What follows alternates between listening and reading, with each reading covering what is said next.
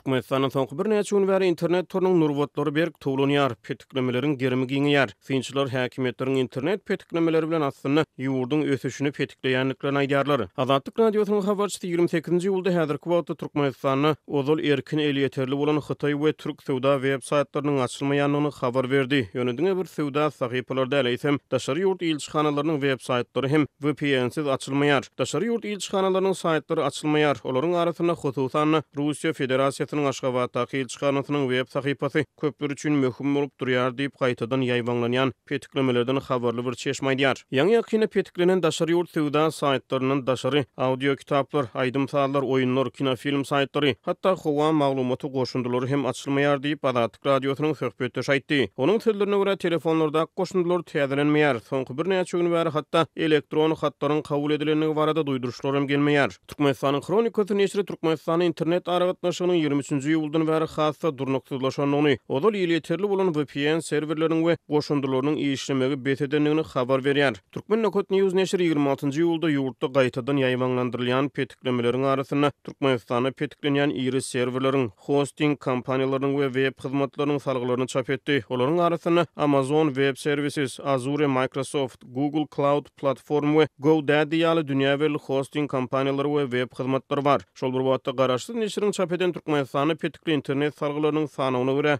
Facebook, Instagram, Twitter, YouTube, WhatsApp, Telegram we Signal ýaly iri messengerler we sosial torlar Call of Duty, Clash of Clans, Counter-Strike, Fortnite, Minecraft, Roblox we Among Us ýaly oýunlaram Türkmenistanyň petik astyna galýar. Barlykda garaşy Türkmenokot News neşri petiklemeleri amal edýän, buyruk berýän we ýerine ýetirýän döwlet emeldarlarynyň we gullukçylarynyň şahsy maglumatlaryny anyklamak maksady bilen özüniň Telegram sahypasyna bildiriş yglan etdi we habarly adamlary Türkmenistanyň petiklemeleri durmuşa geçirýän adamlar barada özlerine bar bolan maglumatlary paýlaşmaga çagyrdy. Neşriň baş redaktory Ruslan Mätiýew 28-nji ýylda Azatlyk radiosyna beren interwýusyny Türkmen häkimetleriniň global aragatnaşyk asyryna internet petiklemek bilen asyryna milli ykdysadyýatyň ösüşine böwet bolýanlyklaryny gurrun berdi. Aslında Türkmenistanyň kiber howpsuzlyk gullugy internete garşy uruş yglan etdi da, ýa-ni petiklemeleri bilen diýip jurnalist aýtdy. Türkmenistanyň hökümeti soňky ýençe meýillerden bäri durly pudoklaryň, hususan maliýe ykdysady pudoklaryň digitallaşdyrylýanyny öňe sürýär. Häkimetler ýurtdaky digitallaşdyrma tolkunlary barasyna çykyşlaryny täze derejelere çykaryp täze açylan Arkadaş şäherini akylly şäher yglan etdiler.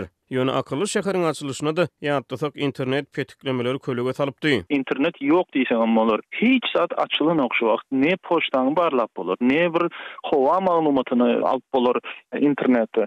Sosial ulgamlar chetde galsyn, olar düýünden açylan ok diýip jurnalist aýtdy we Türkmen Telekom kompaniýasynyň internet aragatnaşyk hyzmatlaryna ýazylan adamlaryň işlemeýän hyzmatlary üçin aýda 150 manatdan 280 manata çenli töleýänliklerini aýdyp sözüniň üstüne ýetirdi. Ruslan Mätiýew Türkmenistanyň daşary ýurt döwletleriniň ýokary hujaýlaryna girmek üçin resmi nama taýýarlayan ýaş raýatlaryň şeýle-de ýurdun içinden daşary ýurtlara hyzmat ödülýän kärhanalaryň uçdan tutma internet petiklemeleriniň pidasy bolýanlyklaryny aýdýar. Kiber howpsuzlyk gullugy internete garşy görüşýär, petikleýär, hemme zady ýapýar, bekleýär. Şol gullugyň arkasynda adamlar bar. Texniki spesialistler var, başlyklar var, olar var, bular var diýip jurnalist aýtdy. Bu täze girişen kompaniýalarynyň şeýle adamlaryň şahsiýetini anyklamagy maksat edinýänligini belläp sözüniň üstüne ýetirdi. Neşri ýurt raýatlarynyň internet petikleýijileri barada maglumat iýermegi sorap taýýarlan bildirişini 26-njy ýylda Telegram sahypasyna çap etdi. Käbir maglumatlar bizde ýan bar, şeýle maglumat bazasyny taýýarlamak üçin bize ýardam beriň. Türkmenistan öz gahrmanlarynyň ad familiýalaryny we ýüzlerini bilmeli diýip Türkmenokot News neşri özüniň Telegram kanalyna çap eden bildirişini aýdýar. Derňew jurnalistiniň sözlerine görä bildirişiň çap edilmeginden entek bary ýok, bir näçe gün geçenligine garamazdan ýan petiklemeleri amal edýän resmi adamlar barada käbir maglumatlar gelip gowuşupdyr.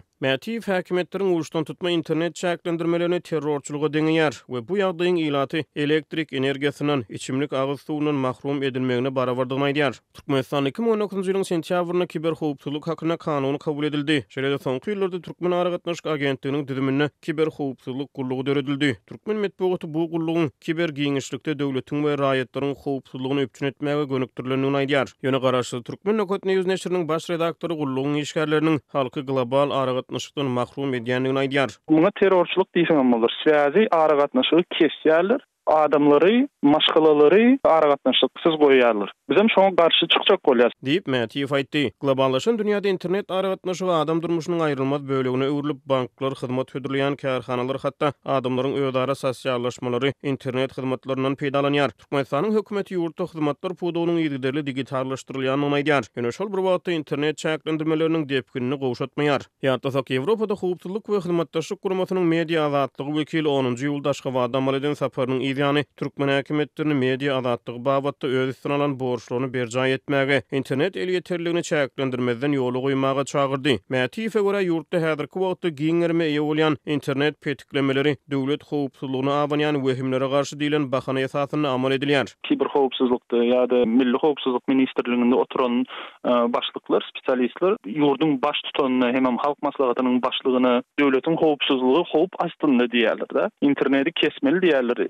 yapmaly diýerler. Bulam bolýar diýer, görmeli çäreleri görün diýerler da. Diýip Mätiýew aýtdy. Ýa-da mundan öňki Türkmenistanyň öňkü prezident Gurbanguly Berdimuhammedow 2022-nji ýylyň ýanwaryna geçiren Döwlet Howpsuzlyk Geňeşine ýokary derejeli howpsuzlyk resmiýetleriniň internet ulgamyna dürli maglumat çeşmelerini berk çäklendirmegi talap edipdi. Berdimuhammedow şonu öz talabyny Milli Howpsuzlyk Jemgyýetiniň durnuklulygy we asudalygy bilen bagly aladalary bilen esaslandyrdy. Türkmenistan 2022-nji ýylyň dekabryna global internet toruna bagly bolmadyk milli sany torunu işläp diýendigini oglan etdi. İnternet aragatnaşygynyň ýagdaýyny ýakyndan ýerleýän jurnalist Alatyk radiosu bilen söhbetdeşikde milli toru döretmegi mümkinligini, ýöne 21-nji asyrda munyň oňy netijeleri getirmejekdigini gurrun berdi. Olar elbetde onu etip bilerler. Anan Demirgaz Koreýada da şol ýalyk ýagdaý şu wagt. Ýöne jemgyýetiň ösüşine täsirini ýetirermi? Elbetde ýetirer. Milli ykdysadyýatyna täsir ýetilermi? Elbetde ýetirer. Diýip jurnalist aýtdy.